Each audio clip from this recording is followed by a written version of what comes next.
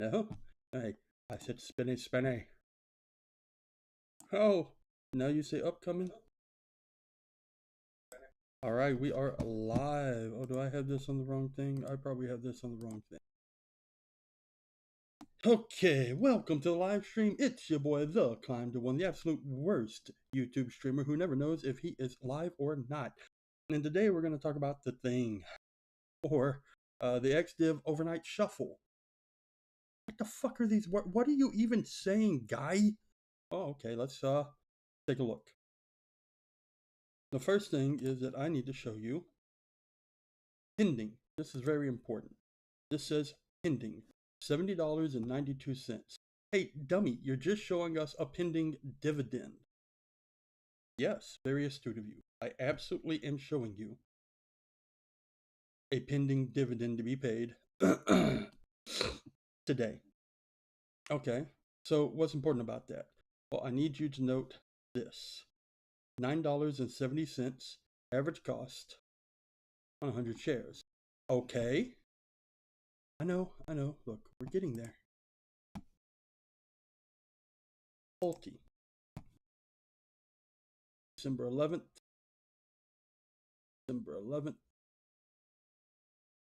Cancel your order.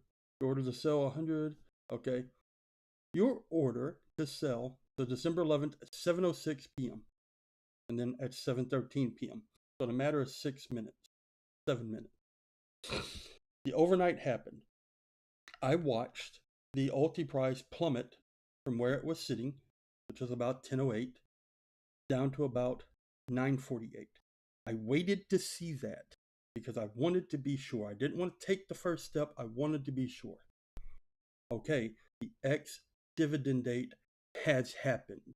We are no longer in the trading day. We're no longer in after hours. We are now in overnight. And the ex-div has been taken out. So if the ex-div has been taken out, I control the shares. I own those shares. I'm going down in the record date as having those shares. I get my dividend. Well, we see that I was correct because what is pending? My dividend. So what did I do? I sold 100 shares at $10.05 each. Now, to be fair, I bought that at $112.85. I'm sorry, $1,012.85. I bought at $10.12.85 a share. So, yes, I lost $7.85. I did. I sold for less than I bought by $7.85. However, I have $70.95 incoming dividend. That more than covers that. And I turned around 7 minutes later, and bought my 100 shares back at $9.70. Pretty smooth move. Well, if we do some math, that's 45 cents a share. That's $45. So this $7.85 I lost. Yeah, hey, absolutely, I lost it. I gained $40 and I gained $70. So am I worried about that? $7, $8? No, I'm not. I'm really not.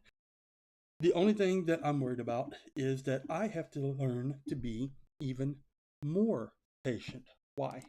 Why do I need to be even more patient? Because right now I could be buying at 9.37. I could have bought at 9.39. I could have bought at 9.44. What I bought at was over here. I bought on this. Wait, was it this drop? I bought on this drop. Now, I nailed it. I got as low as possible. Not as low as possible. These ticks are updated. See, this says 8 p.m. This says 7 p.m. That represents an hour. There was a time, obviously, it went down to 9:48, and after it had bounced back up and I sold, it had gone back down to 9:60. So this doesn't represent, this is just hour increments, okay? I could have got it lower then, but I could have waited and got it here at 9:33, or even now at 9:38. We're probably going to have to do this again to resize my position again to get it down in the 9:40 to 9:30 range. Although I may not even worry about 9:70 is pretty good. The 10:15 I was at was not good. Okay, 970. This is a pretty strong price point here. We'll have to see next month how it shakes out. We may attempt to do this again. And next time we do this, we're probably going to be above 970 when it sells. So that $7.85 I lost to get this going the first time, I'm probably going to make back the second time. Okay? So let's understand exactly what we're doing. This dip represents the overnight. So this is the day of, boom, boom, boom, boom, boom. Then this is the after hours, boom, boom, boom, boom. Now this is the overnight. The dividend is going to come out of the stock value here. But what I've noticed is when it comes out, there are buybacks and it shoots back up. Well, you're on the overnight. You are officially recorded. You now have the shares. You will get your dividend. So I quickly sell at a high point and I buy back at a low point. And that's all it is. Now, we should probably wait. There's some risk in waiting. The next day, the stock could go on a buy rally and shoot up. This stock seems to have not. Okay, so there is a little bit of risk. If we wait for the next day, or even the day after, Friday, right? So this is Thursday, this is Friday, we might get an even better deal, but we might miss. And the stock might go up. And what we don't want is to be left without our 100 shares of stock. We want the 100 shares of stock. So what have we done? One, we have our income generating stock. That's what people say. Why are you selling your income stock? You don't know how income stocks work. Don't sell your income stock. I made a loss this time of $7, but in general, you make a profit selling your 100 shares. You get a better cost average buying it back at a lower price, and you get the dividend. So for everyone who's asking, why do you sell your income paying stock? Well, I still got the income. And when you say income, you are referring specifically to the dividend. I still got the dividend. You still got the dividend. The only difference is I dollar cost averaged while getting my dividend. I went from 10.12, 10.13 to 9.70 a share. Well, yeah, but I'm just going to hold mine forever and not worry about it. Good. More power to you. I operate on something called leverage. I have a margin account. We have $2,000 that I have invested. But if we go to account and we go to investing, we see that I have $6,463.56 worth of stock that I'm controlling because of $4,199.97 in margin. And margin is not always one for one. For instance, Misty, every dollar you could borrow on margin, you can only borrow 60 cents towards Misty, but it still counts it as a dollar. So I use a dollar of margin to get 60 cents of Misty. Now suddenly, if I've got 100 shares of Misty, that's a big chunk of margin I can't access because of the 60% ratio. Okay? That's a lot of money I've got tied up that's doing nothing for me. It's money that I'm borrowing and paying interest on that I can't use. Right? So that's bad. So why might I want my ulti to be at 970 instead of 1015? Because that 45 cents does not just represent 45 cents. That 45 cents represents 60 cents of margin per share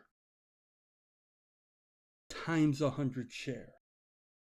So it frees up so much margin when I can get the same amount of shares for the lower amount of price. I didn't just create $45 of space. I created about $65 of space because of how margin works and how some of these aren't 100%. Some of these are 60%. Some of these are 35%. You tried doing some of these options on margins, The ones where you have to put up the money, not the ones where you get the premiums. And suddenly, oofta, that gets expensive real fast and your margin dries up real quick. Okay? So, to the people who don't understand why you would sell your income stocks, you're not really. You're trading your income stocks for the same income stocks at a lower price. That's all you're doing. I didn't sell out of the position and stay out of the position. I dollar cost averaged down. But the only way I could dollar cost average down was selling at the absurdly high price to get at the decent price. Okay? I call this the thing because when I heard about people doing it, I was like, I don't think that's a thing. I don't think you can do that. That thing's probably not allowed. Takes a little luck, takes a little timing. You use limit orders, real simple. On that day, we'll go back.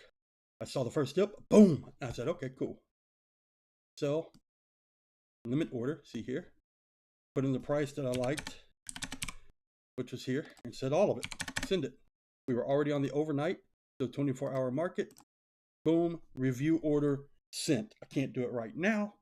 Actually, I could do it right now because I do hold 100, but there's no need to trigger the order. Then when it sold, I came over and I said, oh, yeah, limit order. What do I want to buy at? And I saw where it was, and I remember that it had been at 948 previously, and I said, yeah, we can definitely get 970. So you just put 970 in. Oh, yeah, 100 shares. Now remember, this is important because if you don't get the trading hours right, you're sitting there doing nothing. Boom, boom. And there you go. We got it at 970, but that was here. What if I said, no, no, no, no. We want a good price.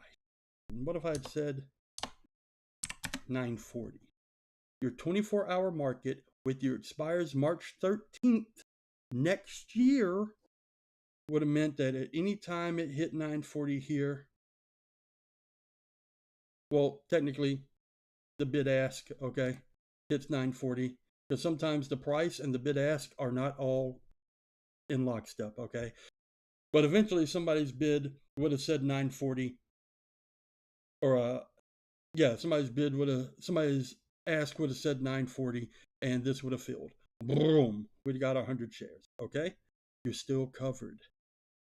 The risk is if you don't do it on the overnight and then you get a bounce like this, and then the next day, instead of the downtrend, you get a rocket up. Now you don't have 100 shares. The train has left the station and you're standing at the station.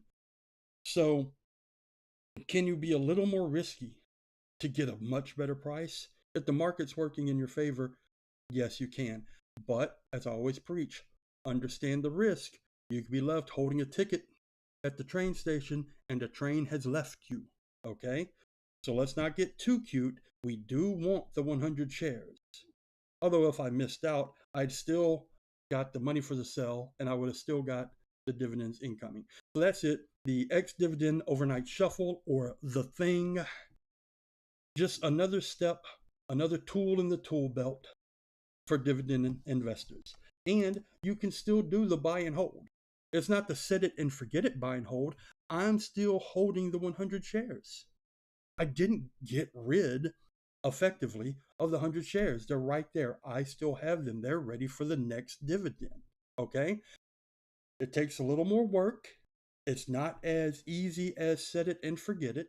This is true. But hopefully you can see the benefit both of selling for a profit and lowering your dollar cost average on the buyback, along with still getting your dividend. Okay? Hopefully people now understand that this isn't just selling your income stock, that you're keeping your income stock and you're making even more income, and that you're putting your portfolio in a more healthy position. Because when these things dip, I would rather them dip on ex-dividend date down to the price I bought them at, not dip because I bought high and now everything's in red. Why? Because I have this thing called a margin buffer, right? We need to stay above the margin buffer. If I buy everything high and every time it pays me dividend, it shoots down, I get at risk of a margin call. Now, people who aren't using margin never have to worry about it. I think a lot of people that ask the question, why are you selling your income stocks? You don't know what you're doing. I don't think they use margin. So I don't think they understand the benefits of why we might sell to reposition within the same stock at a better buy point. And I hope this clears up some of that confusion. Guys, listen to me. Do not be on a team. Do not be team buy and hold. Do not be team options. Do not be team dividend growth. Do not be team singular. Be team make money. Team make money. That is it. That is the only fucking team. Anyone who is deploying one strategy is ignoring many other successful strategies that could help make them more money. Understand that. Your answer is not always correct. It cannot always be correct. It is not always the best option. So when you shun every other possible answer, you're only hurting yourself. Don't be so rigid to only be on a singular team that your team only does one thing. Unless that one thing is make money. So if you're a buy and hold guy, I appreciate that. I understand that. You do you. But understand, you could do more. You could buy, hold, sell, call.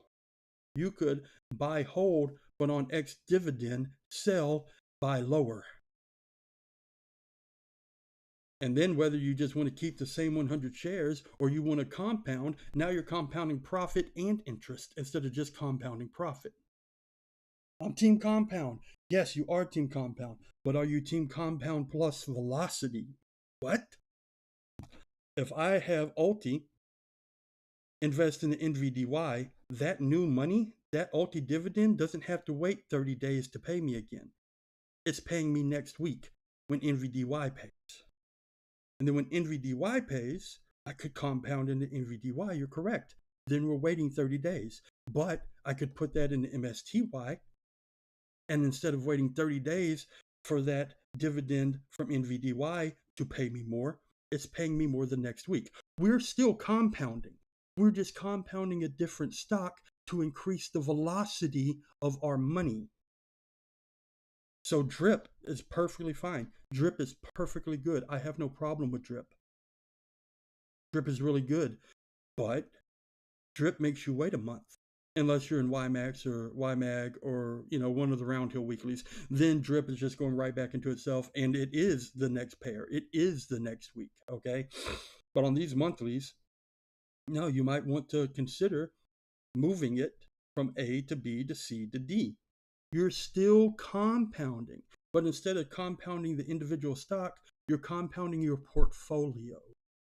I need people to step back and start looking at this. Don't just compound your stock, compound your portfolio. Why are we waiting 30 days for the Ulti dividend to pay us a return when the Ulti dividend could pay us a return in 7 days? Okay, now again, I said don't be on a singular team.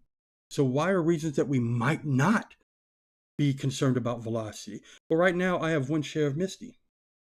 Right now I want all my dividends to go into Misty, and then we'll dollar cost average Misty on the ex-dividend date. So I don't even care if I buy Misty high right now, because we're going to sell it after I collect the dividend and buy in lower anyways. So I can buy every time I get dividends, and we can get as many shares of Misty stocked before their X date. I can collect that dividend, and then I can dollar cost average down on Misty. And I may even end up with more shares of Misty because of that. Okay? That would not be velocity. I am sacrificing velocity to increase a position that I want to get equal to the others. I want all of these to be at 100. Okay? It's that simple. So have some flexibility, have a plan, have a strategy, have some flexibility in your investing. Sometimes you want to compound the stock. Sometimes velocity, you want to compound the portfolio. And sometimes you will sacrifice that velocity and that compounding to grow a single position. There's so many reasons to buy a stock, good reasons, okay? Don't lock yourself out of a good time to buy another stock because you've put all these rules and strictness on yourself, okay? Like if I was only doing velocity, it would take a long time to get Misty to 100, okay? It would take a long time. And the reason that I put some of these to 100 is so that I could get more money through selling options. Look at this. This right here, I got $101 for this. I got $101 to sell this call. How about this one? How about this one? I got $80 to sell this call. Okay? That's $186 that came into my account as buying power. No. $186 that came into my account and then was multiplied by margin so that I could buy more shares of stocks. Why wouldn't you do this? And I feel like I put these at pretty good prices. I don't think NVDY is going to hit 30. I don't think YBIT's going to hit 16. But if it does, I'll be happy with $3,000 for NVDY. And I've collected dividends along the way. And then I'll just wait for the ex-div date for the price to shuttle back down, take my $3,000, buy it cheaper. Boom, this is fine. We got paid up front. We're going to hold it. We're going to collect dividends. And if it ever triggers, I just hold that money, let the ex-div date do its beautiful, glorious thing, and buy my shares back. I don't miss anything. I'm good. I'm covered. Okay? So I'm just trying to preach to you to please, I know that some people are like, we're dividend growth investors. Very good. We're growth investors. Okay, nice. We're hold it and forget it. Oh, I mean, okay. All of these can be good. Okay? But when you use these things together, they can be so much more powerful. Let's get healthy, strong portfolios that grow because we're not stuck in rigid conformity. We are very much to team this or team that when it should be team make money. Anyways, I've rambled on enough. I showed you the cool trick. I showed you the benefits of it. Do with this information what you will. It's been real. It's been fun. Please smash that like. Please hit that subscribe. It's your boy, The Climb to One, signing